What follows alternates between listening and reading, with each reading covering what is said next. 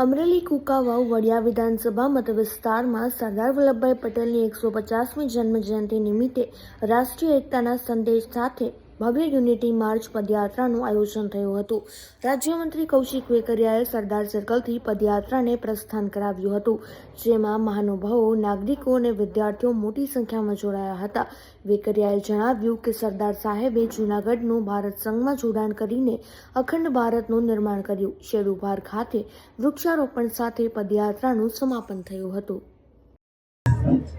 ખાસ કરીને આજે અમરેલી વિધાનસભાની પદયાત્રા આદરણીય સરદાર સાહેબના 150 વર્ષની જન્મજયંતિ નિમિત્તે ગુજરાત પ્રદેશ ભાજપ અને સરકાર દ્વારા જે રીતે સમગ્ર વિધાનસભાએ ખૂબ સુંદર આયોજન કર્યા છે, ખાસ કરીને અમરેલી વિધાનસભાના તમામ કાર્યકર્તાશ્રીઓને, તમામ સમાજના આગેવાનશ્રીઓને, જોડાયેલા તમામ લોકોને હું લાખ વંદનને સાથે અભિનંદન આપું છું. મોટી સંખ્યાની અંદર જે લોકો જોડાણા છે અને સરદાર સાહેબની જન્મજયંતિ નિમિત્તે ઉજવણીના ભાગરૂપે આપણે જે રીતે યાત્રાનું આયોજન સુંદર રીતે થયું છે.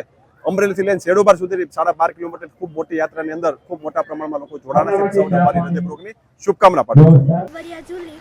એલકેબી હામાપુર હાઈસ્કૂલ સરકારશ્રી દ્વારા આયોજિત કરાયેલ એકતા યાત્રામાં જોડાયા બદલ હું ધન્યતા અનુભવું છું. એકતા યાત્રાથી લોકો સુધી સરદારના જીવન કવન વિશે જાગૃતિ લાવી શકાય છે. જય જય સરદાર. મારું નામ થાવાની જેની છે.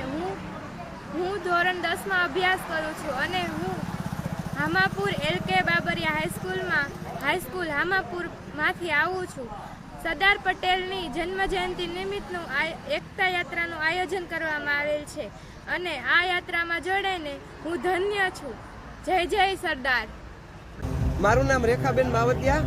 આજે ગુજરાતમાં નહીં પણ સારા ભારતમાં માનનીય શ્રી નરેન્દ્રભાઈ મોદીજીના નેતૃત્વમાં જેણે 565 રજવાડાઓ એકત્ર કર્યા છે એવા માનનીય શ્રી સ્વર્ગસ્થ શ્રી વલ્લભભાઈ સરદાર પટેલની જન્મ જયંતિ નિમિત્તે આજે સારાએ ગુજરાત, સારાએ ભારત અને શ્રદ્ધાંજલિ આપી રહ્યું છે. ત્યારે આજે અમરેલીમાં ગૌરવ યાત્રા નીકળી છે, એમાં મોટી સંખ્યામાં લોકો ઉપસ્થિત થયા છે. આજે 150મી જન્મ જયંતિ નિમિત્તે બિરસા મુંડા તેમજ 150માં વંદે માતરમ ગાનનું સંયુક્ત ઉપક્રમે આજે અમરેલીમાં આ આયોજન કરવામાં આવ્યું છે.